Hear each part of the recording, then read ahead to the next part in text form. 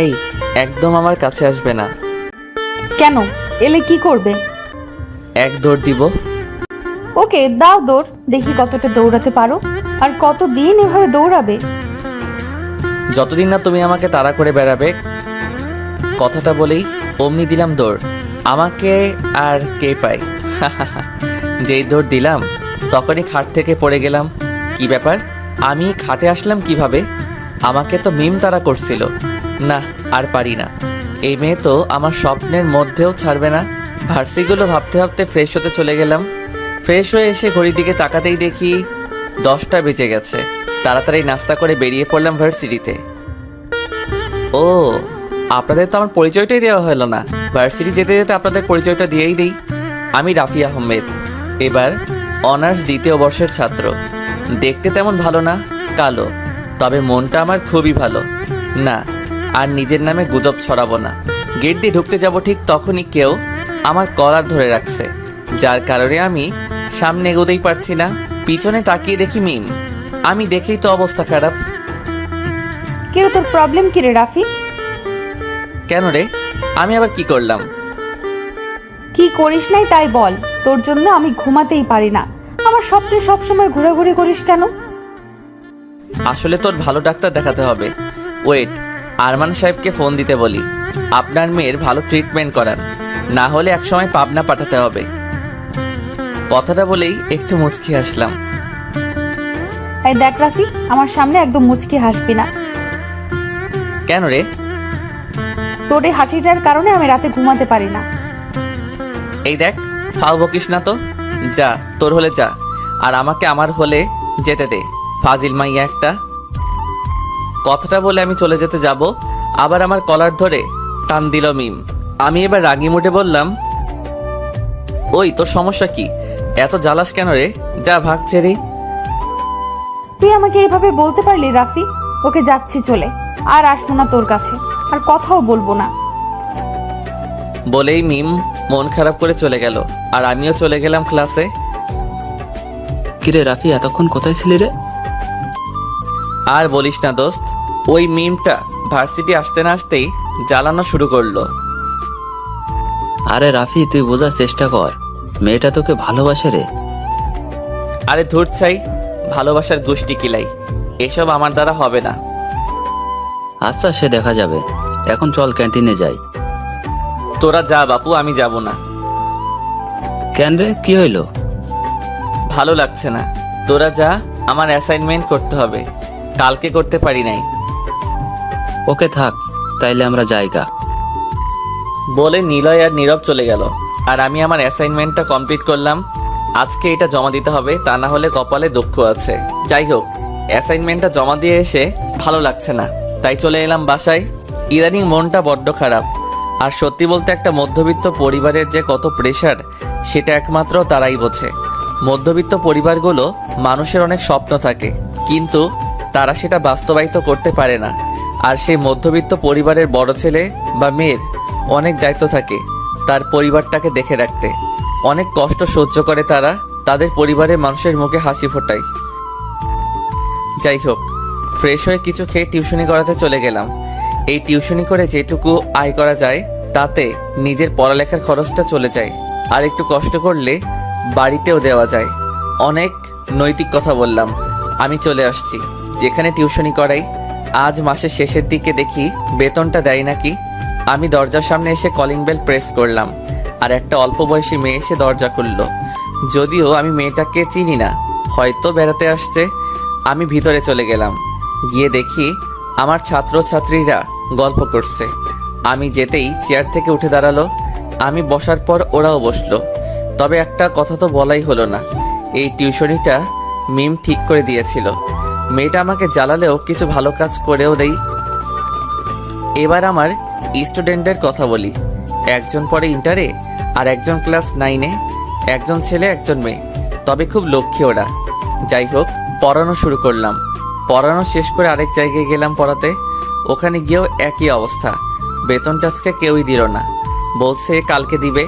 আর আমিও জোর করি নাই, কারণ বাড়িওয়ালারা খুব ভালো। পড়ানো শেষ করে রাত 8টায় বাসায় পৌঁছালাম। বাসায় এসে ফ্রেশ হয়ে খুব ক্ষুধা লাগছিল, তাই তাড়াতাড়ি খেয়েই নিলাম। খেয়ে এসে একটু নিজের পড়া পড়লাম। কালকে আবার পরীক্ষা নিতে হবে স্টুডেন্টগুলোর, তার আবার প্রশ্ন তৈরি করতে হবে। তাই রাত জেগে প্রশ্নগুলো করে রেডি করে রাখলাম। এবার একটু ফেসবুকে যাই, অনেক দিন যাই না। আর আমার গল্প লেখাও হয় না, আসলে অনেক কাজের চাপ, তাই আর গল্প লেখার সময় পাই না। ফেসবুকে লগ ইন করতে দেখি ঝড়ের মতো মেসেজ আসা শুরু করতেছে, তো আর থামার নামই নাই। একজন মেসেজ দিয়েছে, রাফি এখন আর গল্প কেন লিখেন না? প্রায় মানুষের এই একই প্রশ্ন। তারপর সবাইকে বিষয়টা বলার পর আর কিছুই বলে নাই। আজ আর রাতে ঘুম আসছে না, তাই গল্প লেখা শুরু করলাম। গল্প লেখা শেষ করে পোস্ট করে অফলাইনে চলে গেলাম। সকালে আবার উঠতে হবে, তাই ঘুমিয়ে পড়লাম। সকালে ঘুম থেকে আম্মুর ডাকে উঠলাম, উঠে একটু হাঁটতে গেলাম, তারপর নাস্তা করে ভার্সিটি গেলাম। তবে আজকে আর কোনো রকম ঝামেলা করে নাই মিম। যাক বাবা, বাঁচা গেল, আজ আর জল্লাদটা আসে নাই। তাই ক্যাম্পাসে বসে আড্ডা দিচ্ছি বন্ধুদের সাথে। হঠাৎ পিছন থেকে কেউ আমার চোখ বন্ধ করে দিল। আমি ছাড়াতে চেষ্টা করে ব্যর্থ হলাম। কিছুক্ষণ পর সে নিজেই ছেড়ে দিল, আর আমি পিছন ফিরে তাকাতেই দেখে তো পুরাই অবাক। আজকে মিম ভার্সিটি আসছে। নীল শাড়ি, ঠোঁটে হালকা করে লাল লিপস্টিক, একদম নীল পরীর মতো লাগছিল। মনে হচ্ছিল একটা নীল পরী। আমি তো হাঁ করে ওর দিকে তাকিয়ে আছি। ওই কি রে, এইভাবে কি দেখছিস? তোমাকে খুব সুন্দর লাগছে। তোমাকে কি সত্যি? এত লজ্জা পাওয়ার কিছু নাই, একদম পেত্নির মতো লাগছে। আমাকে কেন ভালো লাগবে? আমি তো আর দেখতে সুন্দর না, তোর তো ফাহমিদাকে ভালো লাগবে। এই তুই থামবি? আচ্ছা বাবা, তোকে সত্যি খুব ভালো দেখাচ্ছে। এবার খুশি তো? অনেক খুশি। আচ্ছা চল, এই খুশিতে তোকে নিয়ে খেতে যাব। না থাক, আমি খাবো না। আর আমার কাছে টাকা নাই, এখনো বেতন পাই নাই। ওই, তোকে কি আমি বলেছি যে বিল তুই দিবি? না বলিস নাই, কিন্তু তবুও। একটা কথাও বলবি না। চল এখন চুপচাপ আমার সাথে। না যাবো না, আমার ক্লাসে যেতে হবে। ইস, আসছে ঈশ্বরচন্দ্রের জামাই, উনি পরে একদম উল্টায় দিবে। চুপচাপ আমার সাথে চল, না হলে কিন্তু কান টেনে নিয়ে যাব। আচ্ছা ঠিক আছে, তুই যে নাছরবান্দা, না যাওয়া পর্যন্ত তুই ছাড়বি না। তারপর মিমান আমি একটা রেস্টুরেন্টে গেলাম খেতে। আর না যেয়ে তো কোনো উপায় নাই। মেয়েটা খুবই জেদি, সহজে ছাড়বে না। ওকে আমি একটু ভয় পাই। যাই হোক, অনেক কথা বলে ফেললাম, এবার কাজের কথায় আসি। এই মিম, শোন না। বল। আমার কিছু টাকা লাগতো রে, তোর কাছে কি হবে? আছে, কিন্তু কত টাকা আর কেনই বা টাকা চাইতেছিস? তোকে আমি দিয়ে দিবনি পরে। কিন্তু কত টাকা লাগবে? খুব বেশি না, 500 টাকা হলে হবে। ওকে, আছে আমার কাছে। ধন্যবাদ দোস্ত। আচ্ছা এবার কোথায় যাবি তুই? চল আজকে একটু রিক্সা করে ঘুরে আসি। ওই মেন্টাল, রিক্সা ঘুরতে গেলে কত টাকা নষ্ট হবে ভেবে দেখছস? কোথাও যাওয়া লাগবে না, এখন তুই বাসায় যা, আর আমি ক্যাম্পাসে যাই। আমার একটা অ্যাসাইনমেন্ট জমা দেওয়ার বাকি আছে। অ্যাসাইনমেন্ট দিয়ে কি হবে? চল না এখন ঘুরে আসি। মিম, এবার কিন্তু বেশি হয়ে যাচ্ছে। হ্যাঁ। এই দেখ, কথায় কথায় কাঁদবি না তো, আমার রাগ হচ্ছে। আচ্ছা আমি যাচ্ছি, আর জ্বালাবো না। যখন আমি থাকবো না তখন বুঝবি। বলেই মিম চলে গেল। মনে হয় মেয়েটা খুব কষ্ট পাইছে। আসলে আমি ওভাবে বলতে চাই নাই। যাই হোক, পরে কল দিয়ে সরি বলে নিবনি। আমি ভার্সিটি গিয়ে অ্যাসাইনমেন্ট জমা দিয়ে বাসায় চলে এলাম। বাসায় এসে ফ্রেশ হয়ে খেয়ে দিয়ে পড়াতে চলে গেলাম। পড়ানো শেষ করে রাতে বাসায় আসলাম। ফ্রেশ হয়ে ফোনটা নিয়ে মিমকে একটা কল দিলাম। 3-4 বার রিং হওয়ার পর কলটা রিসিভ করলো। হ্যালো পেতনি। কি আপনি? আমি পেতনির বয়ফ্রেন্ড। সরি, আমি পরপুরুষের সাথে কথা বলবো না। ওকে বলা লাগবে না ভাই। ওই হারামি, ফোন রাখার জন্য এত ব্যস্ত হোস কেন? কি আর করব, এইমাত্র কেউ একজন বললেন যে তিনি নাকি পর পুরুষের সাথে কথা বলবে না, তাই। ওকে সরি, কি জন্য বল কল দিছস? তাই কইয়া ফেল। আসলে সকালের জন্য সরি। কোন ব্যাপারে? সকালে তোর সাথে খারাপ ব্যবহার করার জন্য। কোন খারাপ ব্যবহার? মিম, এবার কি বেশি হয়ে যাচ্ছে না? না, একদম বেশি হয়ে যাচ্ছে না। আচ্ছা যাই হোক, আমি দুঃখিত। আচ্ছা রাফি, একটা কথা বলতো, তুই কি সত্যি আমাকে বুঝিস না? মানে? না কিছু না। ও আচ্ছা, একটু বেলকনিতে আসতে পারবি? কেন রে? আসতে বলছি মানে আয়, অত প্রশ্ন করিস কেন? আচ্ছা আসছি। মিম এসে অমনি জোরে একটা চিৎকার দিল। আপনারা কি ভাবছেন মিম কেন চিৎকার দিল? তাহলে বলছি শুনুন। আসলে বিষয়টা হলো কি, আজ ওর বার্থডে, তাই ওকে সারপ্রাইজ দিব বলে ওর বেলকনির সামনে গিয়ে মোমবাতি দিয়ে হ্যাপি বার্থডে লিখছি। আর সেটা দেখেই মিম চিৎকার দিল আর এক দৌড়ে নিচে চলে এলো আর আমাকে জড়িয়ে ধরলো। নে হয়েছে, এবার ছাড়। আর এত খুশি হওয়ার কিছু নাই, তোর টাকা দিয়ে তোকে উইশ করলাম। সে যার টাকাই হোক না কেন, তুমি যে আমার বার্থডে মনে রাখছো, এটাই আমার কাছে অনেক কিছু রাফি। এই বোকামে, আজকে একটা খুশির দিন আর তুই কান্না করছিস কেন? আর আমি তো তোর বন্ধু, বন্ধু হয়ে বন্ধুর পয়তা দিবস মনে রাখবো না তো কে রাখবে শুনি? আমার কথা শুনেই মিম হেসে দিল। আসলে ওকে হাসানোর জন্যই কথাটা বললাম। আর সত্যি বলতে মিমকে হাসলে খুব মায়াবী লাগে। মিম আবার আমাকে জড়িয়ে ধরলো। কিরে, কি হলো আবার? আমাকে এইভাবে সারা জীবন আগলে রাখতে পারবি রাফি? কখনো ছেড়ে যাবি না তো? তোর সাথে আমি সারা জীবন থাকতে চাই না। তুই আমাকে জ্বালিয়ে মারবি? জ্বালাবো, 100 বার জ্বালাবো। আর যদি কখনো অন্য কোনো মেয়ের দিকে চোখ তুলে তাকিয়েছিস তো তোর খবর আছে। ওই এবার কেকটা কাট। তারপর মিম কেক কাটলো, ওকে আমি খাইয়ে দিলাম আর ও আমাকে। আচ্ছা এবার তুই বাসায় যা, রাতটা তো অনেক হলো। না আমি যাব না, তোর সাথে এভাবেই থাকবো। পাগলামি করিস না, আমার খুব ঘুম আসছে। চল আজ দুজনে একসাথে ঘুমাই। প্লিজ মিম, পাগলামি করিস না। আচ্ছা যাও, আর বাসায় গিয়ে কল দিও। আচ্ছা যাচ্ছি, তুইও বাসায় যা। মিম চলে যাওয়ার পর আমিও চলে এলাম। আর আমি যখনই আমার বাড়ির কাছে আসলাম ঠিক তখনই অন্য দিক থেকে একটা গাড়ি এসে আমাকে ধাক্কা দিল আর আমি দূরে গিয়ে ছিটকে পড়লাম। আর অন্যদিকে মিম আমাকে ফোনের পর ফোন দিয়ে যাচ্ছে, কিন্তু আমার ফোনটা তো রাস্তার পাশে পড়ে আছে। 1 বছর পর আমার কোমা থেকে জ্ঞান ফিরল। চোখ খুলে দেখি কারা যেন আমার পাশে দাঁড়িয়ে আছে আর আরেকজন মহিলা আমার পাশে বসে আছে। আমি চোখে ঝাপসা দেখছি, তখনই ডাক্তার এসে মহিলাটাকে বলল আসলে মাথায় অনেক আঘাত লাগার কারণে আর কোমায় থাকার জন্য সবাইকে একটু চিনতে কষ্ট হচ্ছে। এতে চিন্তার কোনো কারণ নাই, কিছু সময় পর ঠিক হয়ে যাবে বলেই ডাক্তার চলে গেলেন। তারপর নার্স এসে আমাকে একটা কম পাওয়ারের ঘুমের ইঞ্জেকশন দিল আর আমি ঘুমিয়ে গেলাম। আর আমার যখন ঘুম ভাঙলো তখন রাত 10টা বাজে। ঘুম থেকে উঠে দেখি আম্মু আমার পাশে বসে আছে। আসলে ওই দিন অ্যাক্সিডেন্টের সময় আমার শরীরে অনেক আঘাত পাই আর সবথেকে বেশি আঘাত পাই আমার মাথায়, যার কারণে আমি কোমায় চলে যাই। আজকে এই দিনে আমি অ্যাক্সিডেন্ট করছিলাম আর আজকের দিনেই মিমের বার্থডে। আমি আর দেরি না করে মিমকে একটা কল দিলাম, কিন্তু ফোনটা বন্ধ বলল। অনেকবার ট্রাই করলাম কিন্তু কোনোভাবেই ফোন ঢোকাতেই পারছিলাম না। আর আমি বেশি চিন্তা করতে পারলাম না, কারণ মাথায় প্রচুর ব্যথা করছে। পরের দিন সকালে আমাকে হসপিটাল থেকে রিলিজ করে দেয়। আমি বাড়িতে এসে ভার্সিটির দিকে রওনা দিলাম। আর এতক্ষণে হয়তো সবাই জেনে গেছে আমি বাড়ি ফিরে আসছি। আমি ভার্সিটি ঢুকে ক্লাসের দিকে যেতে লাগলাম। ক্লাসের দিকে গিয়ে দেখি ক্লাসের দরজা বন্ধ, ভিতর দিয়ে লক করা। আমি দরজায় নক করতেই কে যেন এসে খুলে দিল। আর আমি ভিতরে ঢুকে যেটা দেখলাম, কোথা থেকে মিম এসে আমাকে জড়িয়ে ধরলো আর আমাকে কপালে মুখে চুমু খেতে লাগলো। রাফি তুমি ঠিক আছো? কেমন আছো? খুব মিস করছি তোমাকে। এই যে দেখো, আমি ভালোই আছি, তোমার রাফি ভালো আছে। আর এই পাগলি, তুমি কান্না করছো কেন? তুমি জানো না রাফি, তোমাকে খুব মিস করছি।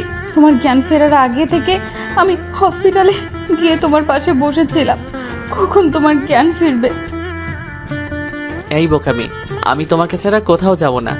আর ওই উপরে যিনি বসে আছেন উনি এত তাড়াতাড়ি আমাকে ওনার কাছে নিবে না। রাফি আমি আর তোমাকে হারাতে চাই না। আমিও চাই না তোমাকে হারাতে। কিরে মিম, এবার তো ছেড়ে দে।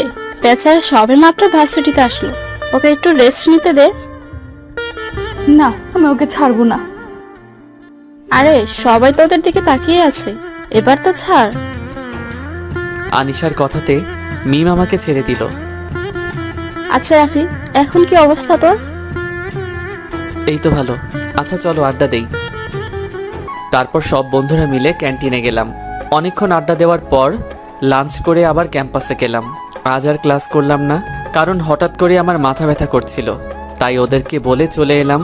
মিম আর আদনান আমাকে বাসায় এগিয়ে দিয়ে চলে গেল। বাসায় এসে ফ্রেশ হয়ে ঘুমাতে গেলাম। আমি যাওয়ার একটু পর আম্মু আমার রুমে আসলো। কি রে রাফি, ঠিক আছিস তো?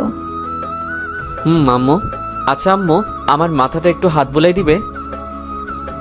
আচ্ছা বাবা, দিচ্ছি, তুই ঘুমা। আম্মু মাথায় হাত বুলিয়ে দিয়ে দিচ্ছিল। কখন যে ঘুমিয়ে গেলাম নিজেও জানি না। ঘুম থেকে উঠেই দেখি একজন হাজির।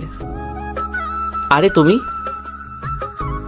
আমি তোমার কথা শুনে দেখতে চলে এলাম। ও, ধন্যবাদ তোমাকে। এখন কেমন লাগছে রাফি? মোটামুটি ভালো। ও আচ্ছা রাফি, আমি এখন আসি, পরে আবার আসবো। বাই। ওকে যাও, আবার এসো কিন্তু। কি আপনারা অবাক হয়ে যাচ্ছেন যে এত সময় কার সাথে কথা বলছিলাম? তাহলে বলছি, ওর সাথে আমার ফেসবুকে পরিচয়। আমাদের ফ্রেন্ডশিপের 3 বছর পূর্ণ হলো। আর ওর নাম হলো শাহরিন সুলতানা আখি। ওর ব্যাপারে এখন এইটুকু জেনে রাখেন, আর জানার প্রয়োজন নেই। যাই হোক, শাহরিন চলে যাওয়ার পর ফ্রেশ হয়ে বসে আছি। তখনই মিমের ফোন। হ্যালো রাফি। বলো। আচ্ছা কালকে চলো কোথাও থেকে ঘুরে আসি। কোথায় যাবে? চলো কোথাও থেকে ঘুরে আসি, ভালো লাগবে তোমার। আর আমি এই 1 বছর কোথাও যাই নাই, তোমাকে নিয়ে কোথাও ঘুরতে যাওয়া হয় নাই। ও আচ্ছা, যাবো তাইলে। খাইছো তুমি? খাইছি। তুমি? না, খাই নাই, তবে খাবো কিছু সময় পরে। ও আচ্ছা, তাড়াতাড়ি খেয়ে নিও। আর খাবার খেয়ে ওষুধ খেতে ভুলে যেও না। আচ্ছা এখন রাখি রাফি, তুমি রাত জাগবে না, ঘুমিয়ে যাবে তাড়াতাড়ি। ওকে, তুমি যা বলবে তাই হবে। এবার রাখি তাইলে। ফোনটা কেটে দিয়ে খেতে গেলাম। খাওয়া দাওয়া শেষ করে ওষুধ খেয়ে ঘরে এসে শুয়ে পড়লাম। হঠাৎ মিমের কথা মনে পড়লো। আচ্ছা, মেয়েটা কেন আমার এত যত্ন নেয়? ও কি আমাকে সত্যি ভালোবাসে, নাকি আমার প্রতি বন্ধুত্ব এর দায়িত্ব পালন করে? কিন্তু ওর কাজকর্ম দেখে তো আমার প্রতি অনেকটাই দুর্বল। আচ্ছা, আমি ওকে নিয়ে তো ভাবছি কেন? তার মানে আমিও কি ওকে... না না না, এই আমি কি ভাবছি? আমি তো ওকে শুধুই আমার বন্ধু ভাবি। না, আর ভাবতে পারছি না, মাথাটা ব্যথা করছে। এবার ঘুমাতে যাব। সকালে আম্মুর ডাকে ঘুম ভাঙলো। কি রে সোনা, আর কত ঘুমাবি? এবার তো ওঠ। উঠছি আম্মু, তুমি যাও, আমি আসছি। বলেই আম্মু চলে গেল। আমিও ফ্রেশ হয়ে খেতে গেলাম। খাবার টেবিলে বসে সবাই মিলে খাবার খাচ্ছি, ঠিক তখনই আব্বু বলল, আচ্ছা বাবু, তোর আজকে একটা জায়গায় যেতে হবে, পারবি বাবা যেতে? কোথায় যাব আব্বু? একটা কাগজে একটা ঠিকানা লিখে দিল আর বলল এই ঠিকানায় যেতে। খাওয়া দাওয়া শেষ করে রুমে এসে ঠিকানা অনুযায়ী বেরিয়ে পড়লাম। 1 ঘন্টা পর ঠিকানা অনুযায়ী পৌঁছে গেলাম। এটা একটা কোম্পানি, চৌধুরী ইন্ডাস্ট্রিয়াল। আসতে পারি ম্যাম? আসো। এই, তুমি কি হাসিব ভাইয়ের ছেলে রাফি? জি ম্যাম। এই, তুমি আমাকে ম্যাম বলছো কেন? আমাকে আন্টি বলবে, কেমন? Okay ma'am.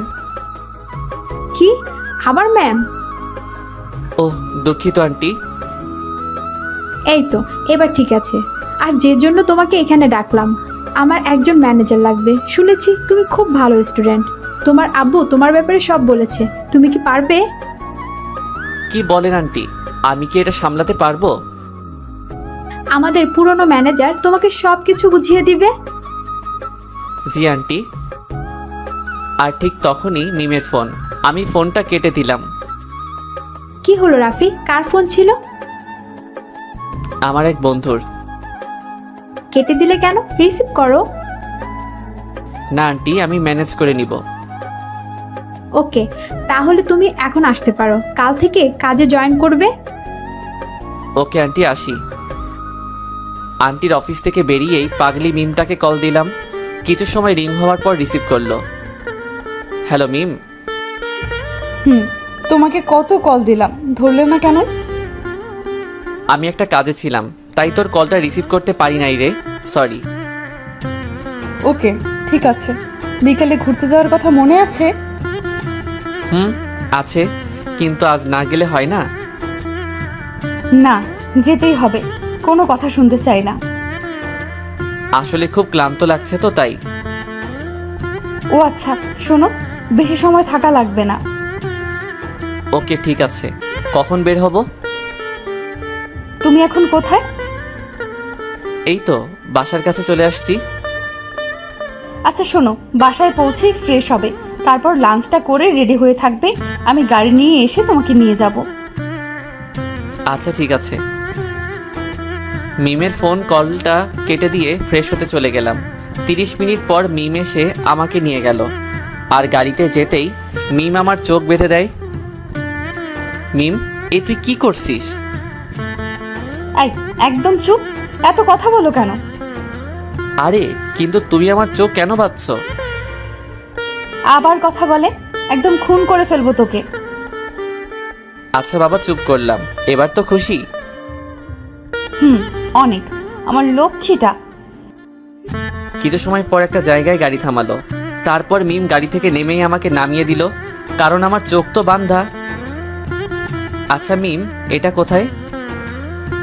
আবার কথা বলে, চুপ করে থাক। ওকে, চুপ করলাম। তারপর মিম আমাকে একটা অন্ধকার ঘরে ছেড়ে দিল। আমি এবার নিজের চোখ থেকে কাপড়টা সরিয়ে যেটা দেখতে পেলাম, সেটা দেখে তো আমি পুরাই অবাক হয়ে গেলাম। আমি চোখ খুলতেই রুমের সারা জায়গায় লাইট জ্বলে গেল, আর আমি দেখতে পেলাম একটা মেয়ে নীল শাড়ি পরে দাঁড়িয়ে আছে। যেই না মেয়েটা ঘুরলো, আমি দেখেই তো ভূত দেখার মতো চমকে উঠলাম। মিম, তুই? আমি ছাড়া আর কেউ থাকবে নাকি? আরে তা নয়, কিন্তু তুই আমাকে এখানে কেন নিয়ে এলি? তখন দেখি আব্বু আম্মু সবাই এসে হাজির, আর বলতে লাগলো, happy birthday Rafi, happy birthday to you my princess, happy birthday to you দোস্ত, বলে আমার সব ফ্রেন্ডরা এসে আমাকে জড়িয়ে ধরলো। আচ্ছা, এবার কি কেক কাটবে নাকি? হো হ্যাঁ, যা রাফি, মিম মায়ের সাথে কেকটা কেটে আয়। আম্মুর কথা মতো গিয়ে মিম আর আমি কেক কাটলাম। প্রথমে আব্বু আম্মুকে খাইয়ে দিলাম, আর তারপর মিমকে খাইয়ে দিলাম। এরপর একে অপরকে কেক খাইয়ে দিলাম। তারপর অনেক মজা করলাম, পার্টি করলাম। হঠাৎ আমার মাথার ভেতরে একটা চক্কর দিল, মনে হলো মাথাটা বোধহয় ছিঁড়ে যাবে। আমি সাথে সাথে নিচে পড়ে গেলাম, আর মিম এটা দেখেই দৌড়ে চলে এলো, আর আমাকে ওর কোলের উপর নিয়ে মাথায় হাত বুলিয়ে দিতে লাগলো। কিন্তু শেষ রক্ষা হলো না আমার, আমি সাথে সাথে জ্ঞান হারালাম। যখন জ্ঞান ফিরল, তখন নিজেকে হসপিটালের বেডে আবিষ্কার করলাম। আমার জ্ঞান ফিরতেই মিম ডাক্তারকে ডাক দিলেন, আর সাথে সাথে এসে আমাকে চেক আপ করে গেলেন, আর মিমকে বাইরে আসতে বললেন। মিম ওনার সাথে বাইরে চলে গেল। কিছু সময় পর মিম আমার কেবিনে আসলো, আর আমার পাশে বসে মাথায় হাত বুলিয়ে দিচ্ছে আর কান্না করছে। এই মিম, কি হয়েছে, কাঁদছো কেন? কই না, তো আসলে চোখে কিছু একটা পড়লো, তাই চোখ দিয়ে পানি পড়ছে। আচ্ছা ডাক্তার কি বললো? আরে ডাক্তার কিছুই বলে নাই, শুধু বলেছে যে তোমার একটু খেয়াল রাখতে বললো, আর কিছু ওষুধ লিখে দিচ্ছে, তোমাকে নিয়মিত খেতে হবে। কথাগুলো বলছে আর মিমের চোখ দিয়ে পানি অঝরে পড়ছে। আমি মিমের চোখ মুছে দিয়ে বললাম, এই পাগলি, কাঁদছিস কেন? দেখ আমি তো ঠিকই আছি, আমার তো কিছুই হয় নাই, তুই শুধু চিন্তা আর কান্না করছিস, বোকা মেয়ে একটা। ঠিক আছে। আচ্ছা শোনো, আমি ওষুধ আনতে যাচ্ছি, তুমি একটু ঘুমানোর চেষ্টা করো।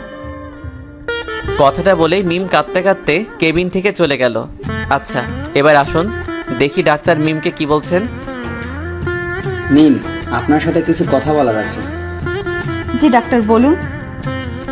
দেখুন, রাফি সাহেবের অবস্থা বেশি একটা ভালো না। ওনার আগে অ্যাক্সিডেন্টের কারণে মাথা থেকে অনেক ব্লাড পড়ে গিয়েছে, তারপরে অনেক রক্ত লাগছিল ওনার। জি তারপর?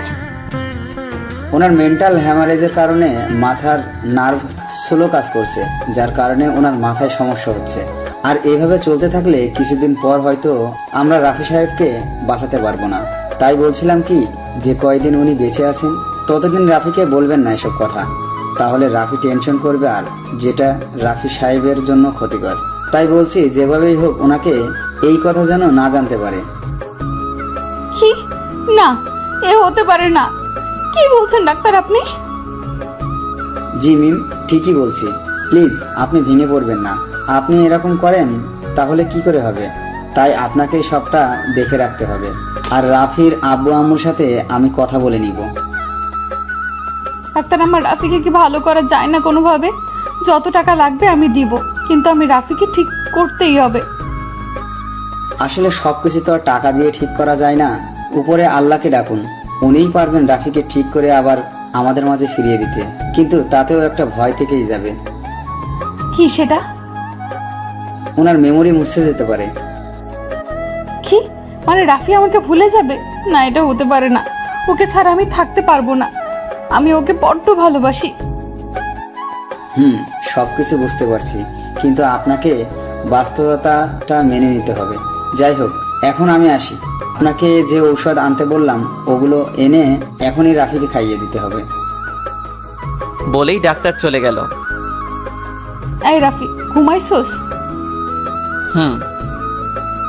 ওঠ, আর উঠে এই ওষুধ খেয়ে নে। না, আমি খাবো না। পাগলামি করিস না বন্ধু আমার, প্লিজ ওষুধটা খেয়ে নে। বললাম তো খাবো না। আর ওষুধ না খেলে কি হবে? মরেই তো যাবো, তাই না? রাফি কি জেনে গেছে ডাক্তার আর আমার কথোপকথন? আই, তুই কি বলিস এগুলো? ওকে, খাওয়া লাগবে না। অনেক খিদা লাগছিল, ভাবলাম খাবো, কিন্তু না, আর খাওয়া লাগবে না। কেন? যা খেয়ে আয় এখনই। ইস, আসছে নিজে খাবে না আর আসছে আমাকে রাগ দেখাতে। আগে ওষুধ খাও, তাহলে আমিও খাবো। আচ্ছা দে, এসব খেয়ে কোনো লাভ হবে না। আমি তো আর বাঁচবো না। দেখ রাফি, মার খাবি এবার, চুপ থাক আর এই ওষুধটা খেয়ে নে। বলেই মিম আমাকে ওষুধ খাইয়ে দিল আর আমি ঘুমিয়ে পড়লাম। এভাবে দেখতে দেখতে কয়েকটা মাস কেটে গেল। এখন আমি আগের থেকে অনেকটা সুস্থ হয়ে গেছি, কিন্তু মাঝে মাঝে একটু মেমোরি শর্ট টাইম ব্রেক করে। ওষুধ খেলে ঠিক হয়ে যায়। এই তো 3 দিন আগের কথা। সকালে ঘুম থেকে উঠে ফ্রেশ হয়ে ভার্সিটি গেছিলাম, কিন্তু ভার্সিটি গিয়েই সমস্যাটা হয় আমার। আবার মাথা ব্যথা শুরু করে দেয়। তারপর ডাক্তার এসে জানিয়ে দিলেন আমি যেন রোদ দিয়ে বেশি ঘোরাঘুরি না করি। আর মাঝে মাঝে তো আমার বাড়ি খুঁজেই পাই না। আর একেই বলে শর্ট টাইম মেমোরি লস। এভাবে দেখতে দেখতে 1 বছর কেটে গেল। আমার পরিবার আর মিমের পরিবার আমাদের বিয়ে দেওয়ার সিদ্ধান্ত নিল, কিন্তু আমি রাজি না। কারণ বলা তো যায় না কখন আমার ডাক চলে আসে উপর আল্লাহর কাছে যাওয়ার। তাই আমি সরাসরি না বলে দেই। তবে আমার না বলাতে তেমন কোনো সমস্যা হয় নাই, কারণ তারা তো সব জানে। আর আমিও একটু হলে বুঝতে পারি আমিও আর বেশি দিন বাঁচব না। একদিন মিমকে কারোর সাথে আমার ব্যাপারে কথা বলছিল, তখন আমি শুনতে পেলাম মিম বলছিল না, রাফির মাথায় অনেক সমস্যা হয়েছে, ও হয়তো আর বেশি দিন বাঁচবে না। কথাটা শোনার পর খুব কষ্ট লাগছিল। তাই আমি সিদ্ধান্ত নিলাম আমি মিমকে বিয়ে করব না। আর সত্যি বলতে আমি মিমকে ভালোবেসে ফেলেছিলাম, কিন্তু ওই দিনের কথা শোনার পর থেকে আমি মিমকে ভুলতে চেষ্টা করলাম।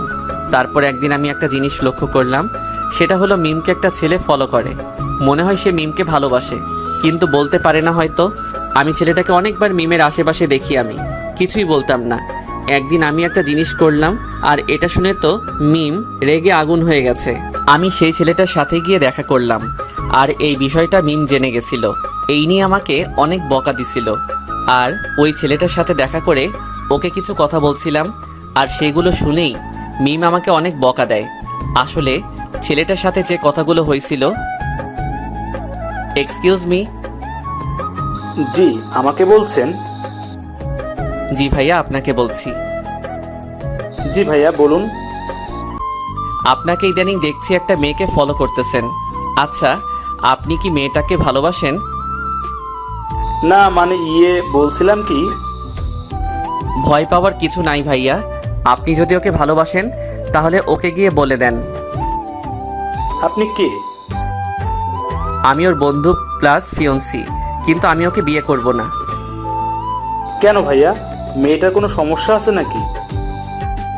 না, ওর কোনো সমস্যা নেই। তাহলে?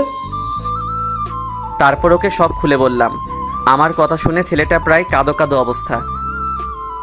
ভাইয়া, আপনি ওকে খুব লাভ করেন তাই না? খুব বেশি ভালোবাসি, কিন্তু এখন আর লাভ নাই। আমার ব্লাড ক্যান্সার হয়েছে আর মাথায় টিউমার। আমার বাঁচার কোনো উপায় নাই। আর আমি চাই না আমার মিমটা কষ্টে থাকুক। আমি চাই তুমি তোমার ভালোবাসা দিয়ে ভরে রাখবে, পারবে না? জি ভাইয়া পারবো। যাক, শুনে নিশ্চিত হলাম। আচ্ছা, আপনার নাম কি ভাইয়া? আমার নাম রাহুল। আপনি কি করেন? আমার একটা কোম্পানি আছে, আর আমি ওই কোম্পানির বস। খান ইন্ডাস্ট্রিয়ালের নাম শুনছেন নিশ্চয়ই। ও হ্যাঁ, শুনছি। এটা তো একটা নামকরা কোম্পানি। জি ভাইয়া। আচ্ছা ভাইয়া, একটা কথা বলি। হ্যাঁ, বলুন। আপনি তো বাইরে চিকিৎসা করাতে পারেন।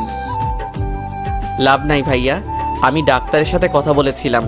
ডাক্তার বলছে যে আমার হাতে খুব কম সময় আছে, আর আমার যদি অপারেশন করা হয় তাহলে বাঁচার সম্ভাবনা 1%, আর এতে অনেক রিস্কি আছে। আর আমি চাই না আমার জন্য আমার বাবা মা তাদের সব কিছু হারিয়ে ফেলুক। ভাইয়া, আপনাকে কিছু বলার সাধ্য আমার নাই, তবুও বলি, আপনি খুব ভালো মানুষ, কিন্তু এই ভালো মানুষের কেন এমন হয়? আচ্ছা ভাইয়া, তুমি আমার মিমকে কখনো কষ্ট দিবে না, ওর খেয়াল রাখবে। আর মিম একটু রাগী, অল্পতে রেগে যায়, আর ওকে একদম কাঁদাবেন না। ও খুব নরম মনের মানুষ, প্লিজ ভাইয়া। ওকে ভাইয়া, আমি মিমকে খুব ভালোবাসি, তবে হ্যাঁ, আপনার মতো না ভালোবাসতে পারি, কিন্তু ভালোবাসি। আমি জানি ভাইয়া, আপনি মিমকে খুব ভালোবাসেন। রাহুলের কথা বলে বাসায় চলে এলাম, আর বাসায় এসে দেখি মিম আমার রুমে বসে আছে, তবে আজ একটু অন্যভাবে বসে আছে। দেখে মনে হচ্ছে খুব রাগ হয়ে আছে আমার উপর।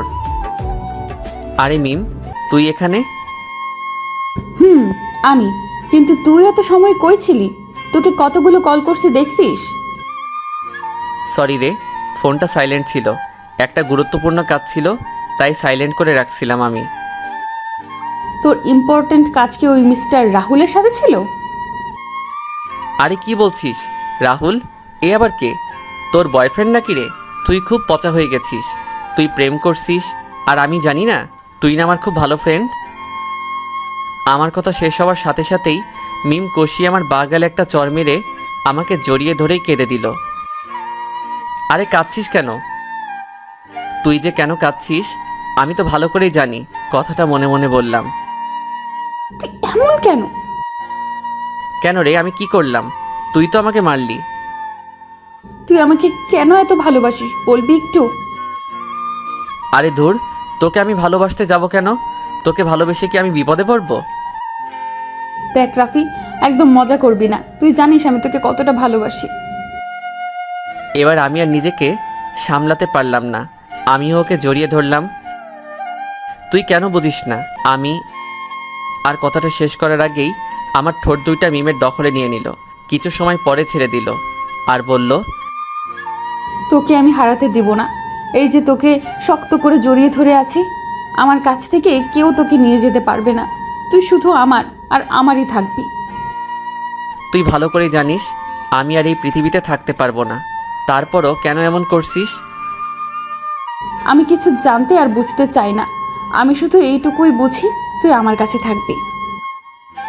আমার থেকে রাহুল ছেলেটা অনেক ভালো, ও তোকে আমার থেকে ভালো রাখবে, তোকে ভালোবাসবে, আর তুই ওর কাছে শান্তিতে থাকতে পারবি। ও একজন সফল বিজনেসম্যান। আমার টাকা পয়সা কিছুই চাই না, আমার শুধু তোকেই চাই। তোর বুকে মাথা রেখে সারা জীবন কাটিয়ে দিতে চাই। প্লিজ আমাকে তোর থেকে আলাদা করিস না। ওকে বুঝলাম।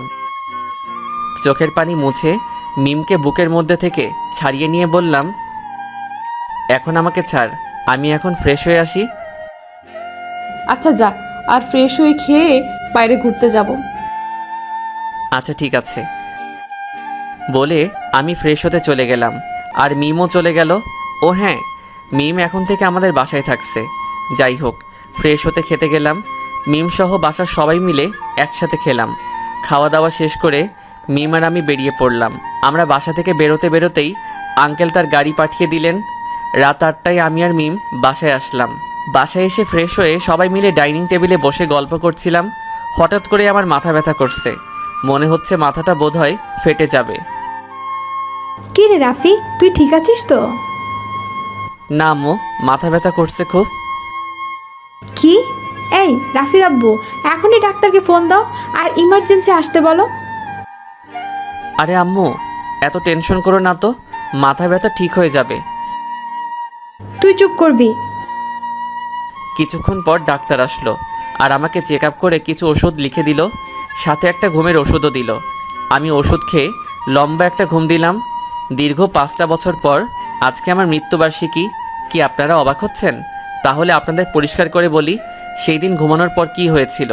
আমি ডাক্তার দেওয়া ওষুধকে ঘুমিয়েছিলাম ঠিকই, কিন্তু ওই ঘুমই ছিল আমার শেষ ঘুম। কারণটা হলো আমি শুধুমাত্র ঘুমের ওষুধই খেয়েছিলাম, মাথা ব্যথার ওষুধ খেয়েছিলাম না। কারণ আমি বুঝতে পেরে গেছিলাম আমি আর বাঁচবো না। তাই আমি চাই না যে আমার জন্য আমার পরিবার, তারপর মিম, এরা কষ্ট পাক। আর যদিও এর থেকে বেশি কষ্ট হলো বাবা মা তার একমাত্র ছেলেকে নিজেদের চোখের সামনে এভাবে চলে যেতে দেখতে পারে না। আমার কিছুই করার ছিল না। ও হ্যাঁ, মিমের বিয়ে হয়ে গেছে। আপনারা যার কথা ভাবছেন, ঠিক রাহুলের সাথে বিয়েটা হয়েছিল। যদিও মিমের এতে মত ছিল না, কিন্তু রাহুল ওকে মানিয়ে নিতে পেরেছে। খুব ভালোবাসে রাহুল মিমকে। আর মিমের একটা কিউট ছেলে হয়েছে। আর ওর ছেলের বয়স 4 বছর। তবে খুব বাজি, দেখতে হবে না ছেলেটাকার। আর ওর নাম রাখছে রাফি আহমেদ। এই নাম রাখার পিছনে একটা কারণ আছে। কারণটা হলাম আমি। আমার স্মৃতিগুলোকে আঁকড়ে ধরে বাঁচার জন্য চলুন ওদের ঝগড়া উপভোগ করা যাক। আব্বু আব্বু দেখ, আম্মু আমার কাছে কথা বলতে না। লাফি মামা ছবি দেখে তাকিয়ে কান্না করতে। রাফি বাবা, তুমি আমার কাছে আসো, তোমার আম্মু একটু পরেই তোমার কাছে আসবে। আচ্ছা আব্বু, লাফি মামা তুতাই তাতে? তোমার লাফি মামা ওই আকাশে থাকে, আকাশের তারা হয়ে। ও আত্মা বুদ্ধি। এই তো আমার লক্ষ্মী ছেলে। আমি মারা যাওয়ার পর রাহুল আমার আব্বু আম্মুকে খুব কেয়ার করে। এখন তাদের ছেলে রাহুল আর আব্বু আম্মুও রাহুলের মাঝে আমাকে খুঁজে পায়। যাই হোক, অনেক কথা বলে ফেলেছি, এখন আসি। বাই, কথা হবে অন্য কোনো দিন, অন্য কোনোখানে। তার আগে সবাই ভালো থাকুন, সুস্থ থাকুন। আল্লাহ হাফেজ।